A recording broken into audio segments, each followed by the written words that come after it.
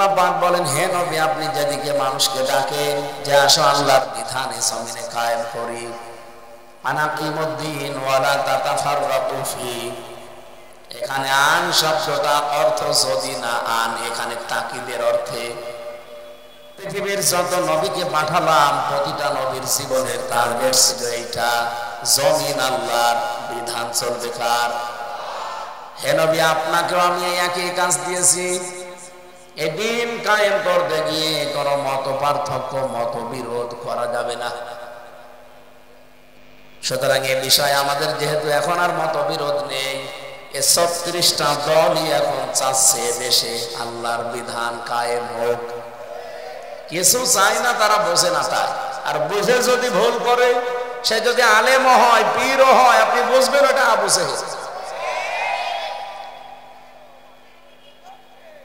আখনাস ইবনে শুরাইক সূরা আনআম ৩৩ নম্বর আয়াতের শানে নজুলে আছে। এই লোকটা এসে একটা গোপন ঘরে আবু জেহেলকে জিজ্ঞাসা করেছিল, নেতা, যে মোহাম্মদ যেটা বলে এটা কি সত্য না মিথ্যা? আবু জেহেল ডাক দিয়ে বলছে, আশপাশে কেউ আছে? বলছে না, যা বলে সব সত্য কথা, কারণ মোহাম্মদ জীবনে কোনোদিন আজ পর্যন্ত মিথ্যা বলেনি। নবীজিকে তারা পাগল উপাধি দিয়েছে, কবি দিয়েছে, গণক দিয়েছে, জাদুকর দিয়েছে, কিন্তু কোনদিন নবীজিকে তারা মিথ্যাবাদী বলতে পারে নাই। আখনাস ডাক দিয়ে বলছে, নেতা কি বললেন? মোহাম্মদ যদি সব সত্য কথা বলে আপনি মানেন না কেন? ওই দিন আবু জেহেল বলেছিল, এই কারণেই তো তুই কর্মী আর আমি নেতা।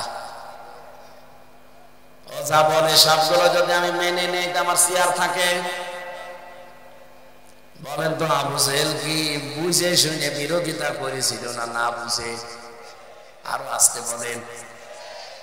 আজ এই বাংলাদেশের দিন কায়েম হোক আমরা সবাই চাই, কিন্তু কিছু আলেম নামে দালাল দেখছি তারা চাচ্ছে না। অনেক পীর নামে কলঙ্ক তারা চাচ্ছে না। তার মানে বুঝতে হবে এগুলো ডিজিটাল আবু জেহেল। এবার আপনি যান, কার কাছে ফতোয়া জিজ্ঞাসা করবেন? আল্লাহ বলছেন এ বিষয়ে কোনো মত পার্থক্য মত বিরোধ করা যাবে না। দলাদলি ফতোয়াবাদী সব এখানে বাদ। এই জায়গায় অন্তত একমত হওয়া লাগবে যে জমিন যার, বিধান তার।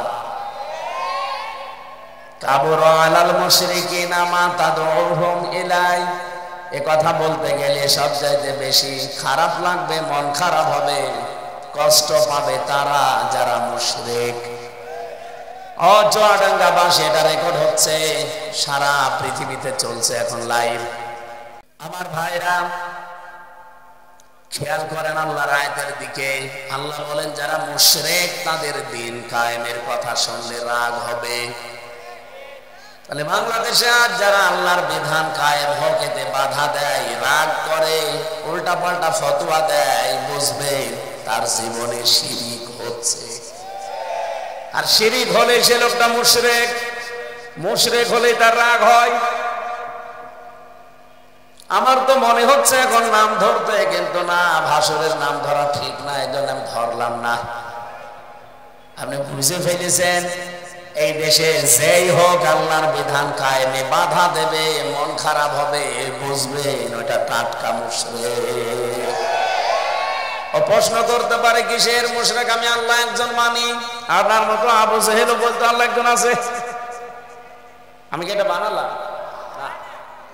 কোরআনে কারীম জানিয়েছে ওয়ালা ইনসালতাহুম মান খালাকাস সামাওয়াতি ওয়াল আরদা লা ইয়াকুলুনাল্লাহ।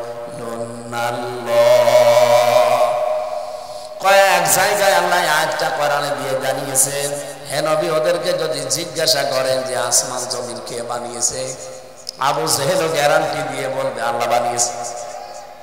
লা ইয়াকুলুনাল্লাহ, লামে তাকীদ নুনে সাকিলা। আবু জেহেলও গ্যারান্টি দিয়ে বলবে আল্লাহ বানিয়েছে।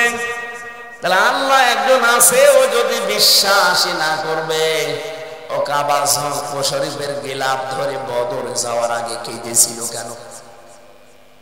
আবু জাহেলের জীবনী পড়ে দেখেন, যেদিন বদরের ময়দানে যাবে ওইদিন কাবার গিলাফ ধরে কাঁদছিল যে কাবার মালিক তুমি আছো আমি জানি।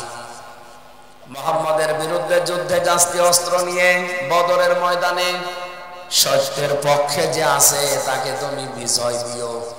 ওর দোয়া কবুল হয়ে গেছে, কারণ সত্যের পক্ষে তো ছিল না।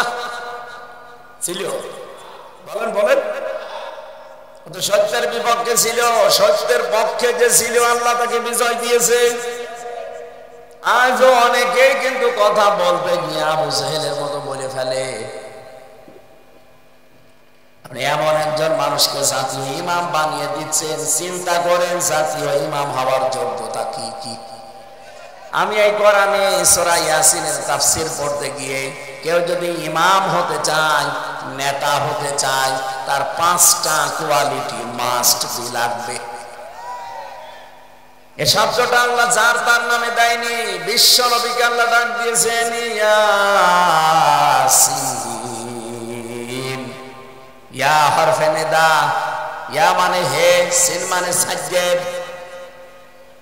তাফসীরে কাবীর আল্লামা ফখরুদ্দিন রাজি রাহমাতুল্লাহ আলাইহি এই শব্দের তাফসীর করতে গিয়ে তিনি লিখেছেন, ইয়া শব্দ দিয়ে আমার আল্লাহ নবীজিকে ডাক দিয়েছেন হে, আর সিন দিয়ে নবীজিকে আল্লাহ 5টা অর্থে ডাক দিয়েছেন। সিন মানে সাজ্জেদুল আলামিন, সিন মানে সাজ্জেদুল বাশার, সিন মানে সাজ্জেদুল কাউনাইন, সিন মানে সাজ্জেদুল আম্বিয়া, সিন মানে সাজ্জেদুল মুরসালিন। সুবহানাল্লাহ বলতে পারবো? আয়াত পড়তে গিয়ে তাফহিমুল কোরআনে আল্লামা সাজ্জেদ আবুল আলা মাওদুদী রাহমাতুল্লাহ আলাইহি উনি লিখেছেন, কেউ যদি নেতৃত্ব দিতে চায় জমিনে কম পক্ষে তার 5টা কোয়ালিটি লাগবে। নবীজিকে আমার আল্লাহ ডাক দিয়ে জানিয়েছেন আপনি সিন, ইয়াসিন, হে নেতা। আল্লাহর ঘোষণা দেওয়া নেতা পৃথিবীতে একজনই, কিন্তু তাকে অনুসরণ যদি কেউ করে তারও ভেতরে 5টা জিনিস আপনি পাবেন।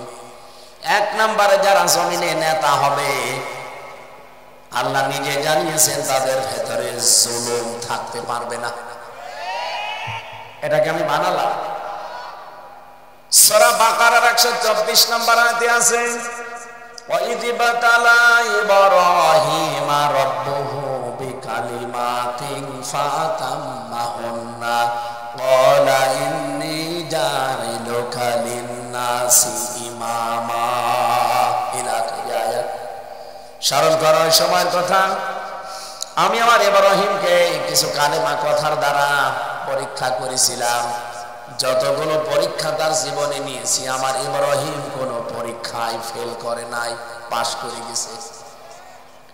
আয়াতে মুফাসসির লিখেছেন হযরত ইব্রাহিম যিনি আমাদের মুসলিম জাতির পিতা, উনি এই পৃথিবীতে 50টা পরীক্ষা দিয়েছিলেন। কয়টা? বলেন বলেন। ঈমানের পরীক্ষা 10টা, আমলের পরীক্ষা 10টা, শরীরের পরীক্ষা 10টা, এভাবে 50টা পরীক্ষা পড়া কোরআনে আছে। নবী ইব্রাহিম কোনদিন কোন পরীক্ষায় তিনি ফেল করেননি, প্রতিটা পরীক্ষায় তিনি পাশ করেছিলেন।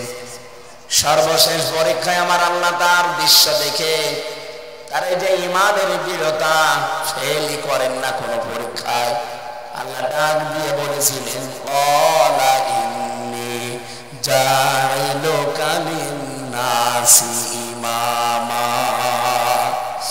হে ইব্রাহিম, আমি মানব জাতির জন্য তোমাকে নেতা বানিয়ে দিলাম।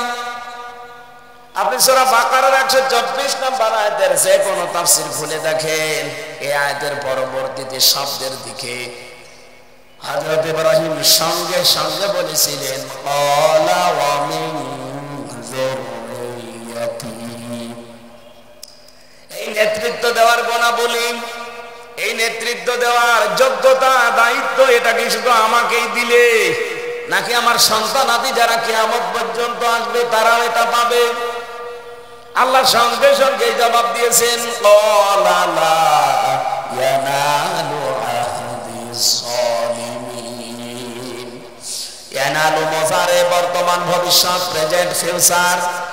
আল্লাহ পাক ওই দিন জানিয়েছেন ইব্রাহিম কিয়ামত পর্যন্ত তোমার সন্তানাদি যারা দুনিয়ায় আসবে তারা নেতৃত্ব দিতে পারবে, কিন্তু কোন জালেমের জন্য আমার আল্লাহর ওয়াদা নেই। মুফাসসির বলেন পৃথিবীতে যারা জালেম তাদের জন্য রাজনীতি করা জায়েজ নেই। জুলুম করেছেন তারা কিন্তু অলরেডি নিষিদ্ধ হয়ে গেছে রাজনীতিতে। এটা হচ্ছে ডক্টর মোহাম্মদ ইউনূস আদালত এদেশে কোরআন দিয়ে মনে হচ্ছে ফয়সালা দিয়েছে যে জালেম যারা তারা রাজনীতি করতে পারবে না। আবার যদি কেউ জালেম হয়ে ওঠে তার জন্য এদেশে আইন আসতে পারে, তারও রাজনীতি করা নিষেধ। আল্লাহ রাব্বুল আলামিন এই মানুষগুলোকে একটা দৃষ্টান্ত দিয়েছেন, চোখে আঙ্গুল দিয়ে দেখাচ্ছেন। ফাতিলকা বুয়ুতুহুম খাবিয়াতান বিমা সালামু। সূরা নমলের ভেতরে পাবেন 19 নাম্বার পারার 20 নাম্বার পৃষ্ঠার 7 নাম্বার লাইনের 52 নাম্বার আয়াতে আছে, প্রথম অংশে আছে। আল্লাহ পাক বলেন এই সেই ঘরগুলো যেগুলো জনশূন্য হয়ে আছে, পরিত্যক্ত হয়ে আছে, কেউ আর সেখানে যেতে চায় না। খাবিয়াতাম বিমা সালামু, কারণ এখানে জুলুম হতো। এই জালেমদের বাড়ি ঘরগুলো আল্লাহ পাক আজকে জনশূন্য করে দিয়েছেন, পরিত্যক্ত হয়ে পড়ে আছে।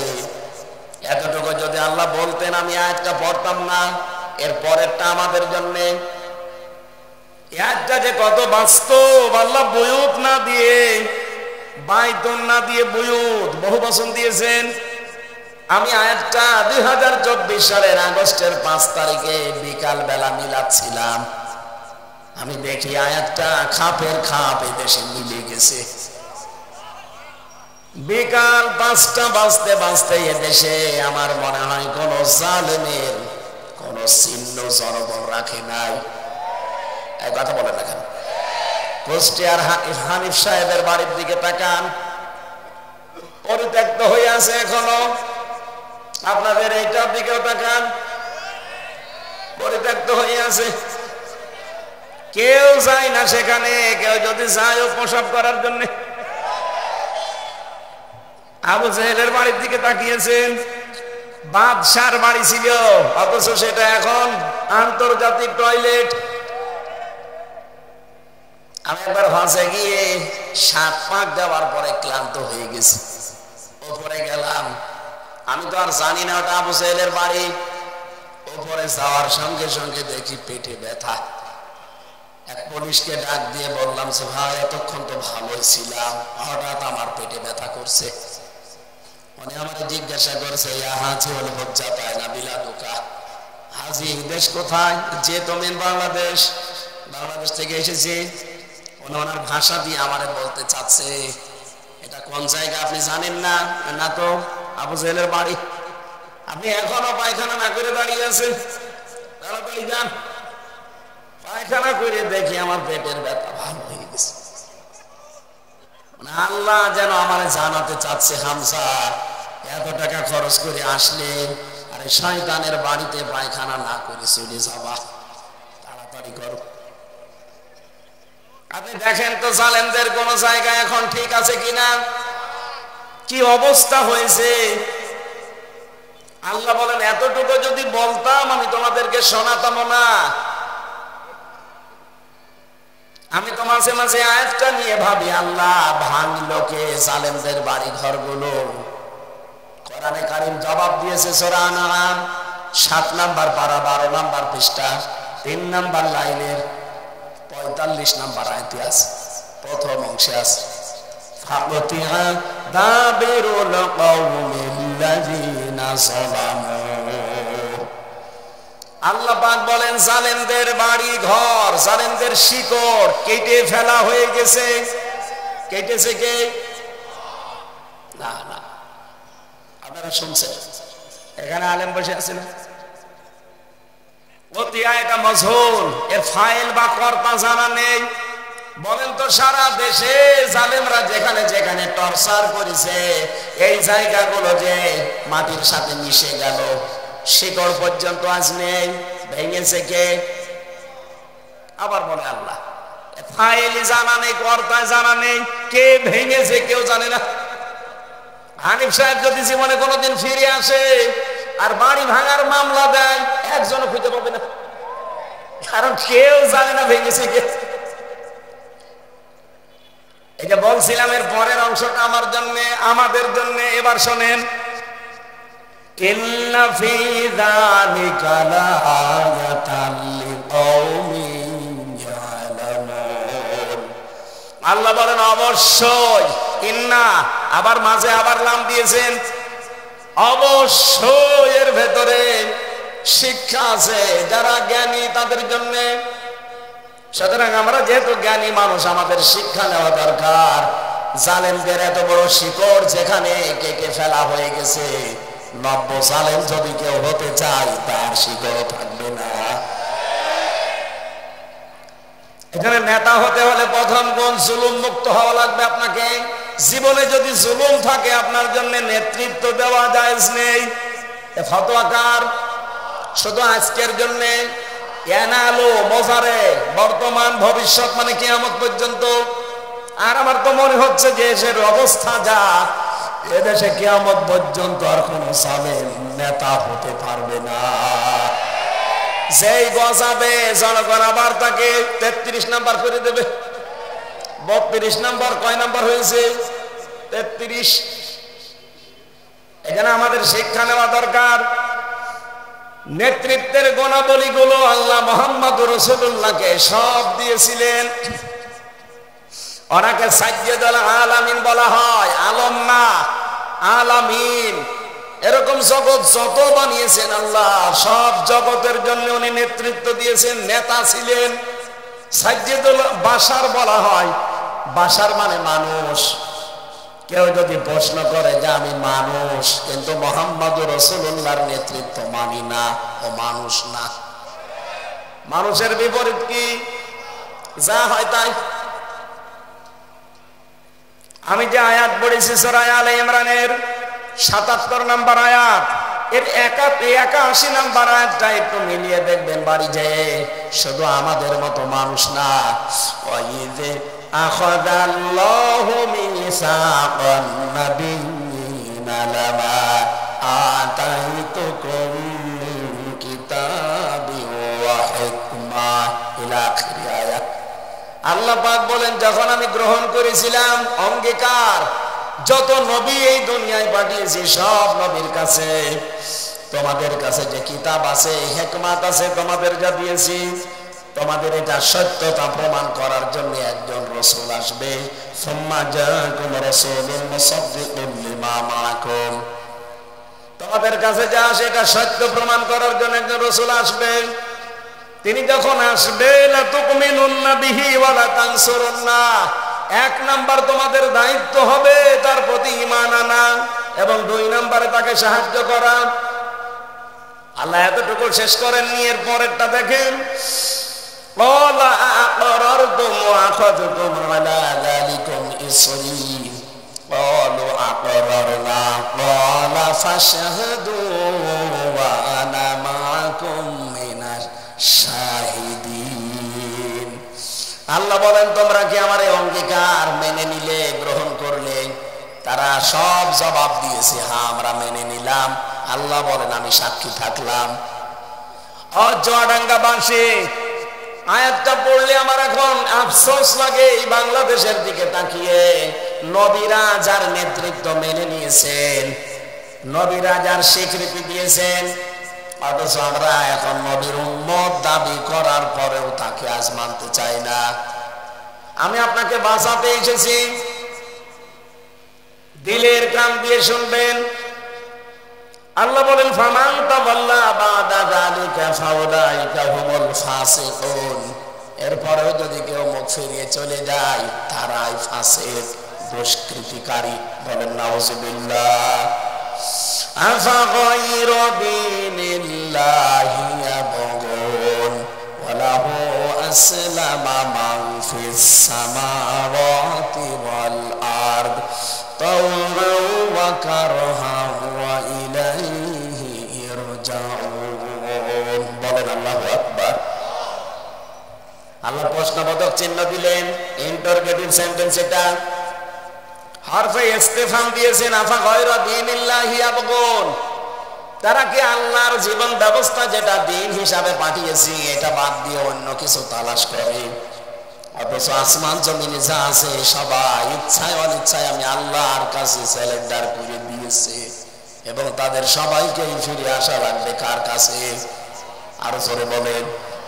চুয়াডাঙ্গাবাসী কোরআনে কারিমের আয়াতগুলোর সামারাইছে, মানুষ দাবি করে কেউ যদি মুহাম্মদুর রাসূলুল্লাহর নেতৃত্ব না মানে ও আর মানুষ থাকে না, এর বাইরে যেটা আছে ওইটা হয়ে যায়। আপনি কি হতে চান? বলেন বলেন। 2 নাম্বার। 3 নাম্বারটা সাজ্জাদুল কাউনাইন। কাউনাইন মানে উভয় জগৎ। শুধু এই জগতে না, এই পৃথিবীতে এবং আরেকটা জগৎ যে সামনে আসছে, উভয় জগতে মুহাম্মদুর রাসূলুল্লাহ আমাদের। বলেন, আপনি কি মনে করছেন ওই জগতে তারে লাগবে না? উনি যদি সুপারিশ কারো পক্ষে না করে সে সামনেও যেতে পারবে না। 4 নম্বরে উনি ছিলেন সাজ্জাদুল আম্বিয়া, শুধু আমাদের মতো মানুষের নেতা না, নবীদের নেতা। সাজ্জাদুল মুরসালিন, শুধু নবীদের না, উনি রাসূলদেরও নেতা ছিলেন। আল্লাহ পাক একজনকে শুধু এই নামটা ধরে ডাক দিয়েছেন। আপনি দেখবেন পৃথিবীর কোন নবীকে আমার আল্লাহ ইয়াসিন বলেন নাই, বিশ্ব নবীকে স্পেশাল ভাবে এই নামটা দিয়েছেন। বলেন সুবহানাল্লাহ। সেই নবীর খতমে নবুয়ত নিয়ে আমরা শুনছি সারা দেশে, এমনকি ঢাকাতে এত বড় বিশাল অনুষ্ঠান হয়ে গেল, কোটি কোটি টাকা খরচ করে দেশ বিদেশের বিভিন্ন মেহমানরা এসেছিল বক্তব্য দিতে। এদিকে তাকান, যাদেরকে কাফের ঘোষণা দেওয়ার জন্য এতগুলো মানুষ এক জায়গায়, বিশ্বের এত বড় বড় মুসলিম দেশ থেকে তারা মেহমান নিয়ে এসে ঘোষণা দিচ্ছে আমরাও ছিলাম। কাদিয়ানীদের সাথে মিশেছেন আপনারা? আমি কুষ্টিয়াতে কাদিয়ানীদের মসজিদ আছে, নামাজও পড়ে। আমার শ্বশুর বাড়ি উথলি, ওখানে কাদিয়ানীদের মসজিদ আছে, ওরা নামাজও পড়ে। কুষ্টিয়ার বড় বাজারে আমি জিজ্ঞাসা করলাম ওদের কয়েকজনকে যে তামাম পৃথিবীর সব আলেমরা আপনাদের কাফের বলে, কি করেন আপনারা? ওরা আমাকে জাগিয়ে বলছিল সূরা আহজাবের যে 40 নাম্বার আয়াত আছে, এই আয়াতের ভেতরে 4 ভাগের 1 ভাগ একটা শব্দ যেটা 3টা অক্ষর দিয়ে তৈরি, ওইটা আমরা মানি না, বিশ্বাসও করি না।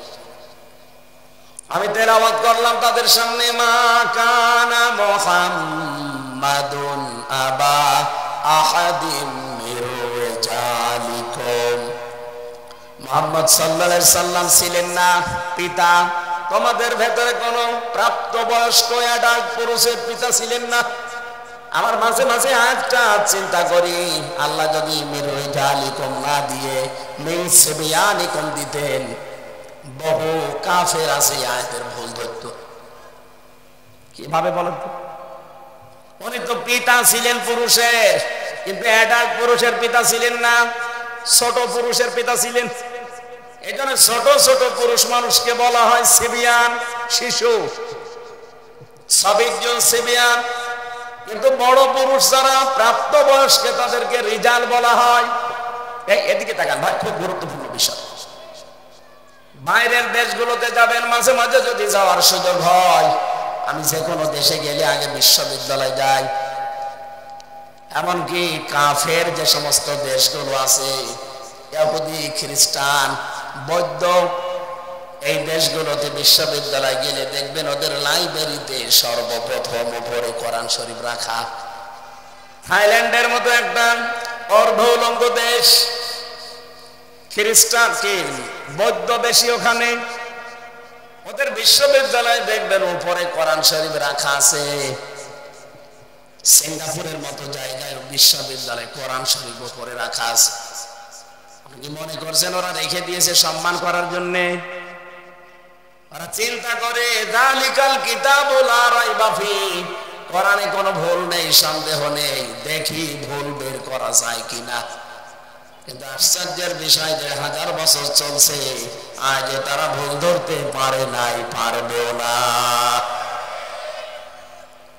চার্লস স্টিফেনের জীবনী পড়ছিলাম, একজন পপ সঙ্গীত শিল্পী, বিশ্বের ভেতরে নাম করা, ওই যে মাইকেল জ্যাকসনের মতো, আমেরিকার একটা টাওয়ারে উঠছিল 120 তলা, 75 তলা পর্যন্ত যেতে যেতে একটা গানের আওয়াজ ভেসে আসতেছে কানে। চিন্তা করছে বহু শিল্পীর গান আমার কাছে আছে, আমি নিজেও তো গান বলি, গান তৈরি করি, এত সুন্দর গান ভেসে আসে। লিফট বেয়ে নিচে নেমেছে, অর্ধ উলঙ্গ 2টা মেয়ে লোক সাথে ছিল, বলছে যা রুমে যা, আমি আসতেছি।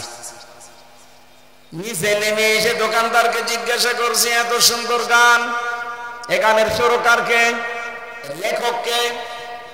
দোকানদার মুসলমান ছিল, ডাক দিয়ে বলে আল্লাহর বান্দা, এটা দুনিয়ার গান না, এটা লিখেছে মহান রব্বুল ইজ্জাত ওয়াল জালাল, আর এর সুরকার হচ্ছে বিশ্বকারী আব্দুল বাসিত রহমতুল্লাহ আলাইহি।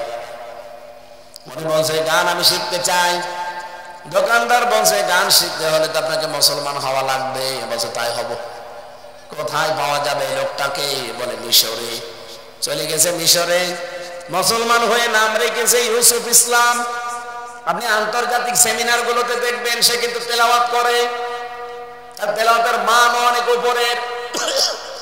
মালয়েশিয়াতে নিয়ে এসেছিল আন্তর্জাতিক সেমিনারে, ওনার তেলাওয়াত শুনলাম ওই দিন, আইরে কণ্ঠ আগে যে গান বলতো যে কণ্ঠ দিয়ে, ওইটা উল্টিয়ে এখন কোরআন পড়ে।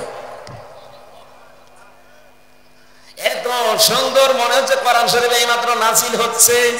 আব্দুল বাসিত তেলাওয়াত করে ঠিক আছে, তার চাইতেও মায়াবী কণ্ঠ, কারণ কণ্ঠের যত্ন নিত খুব। বিশ্বের আন্তর্জাতিক অঙ্গনে এখন কথা বলে মাঝে মাঝে।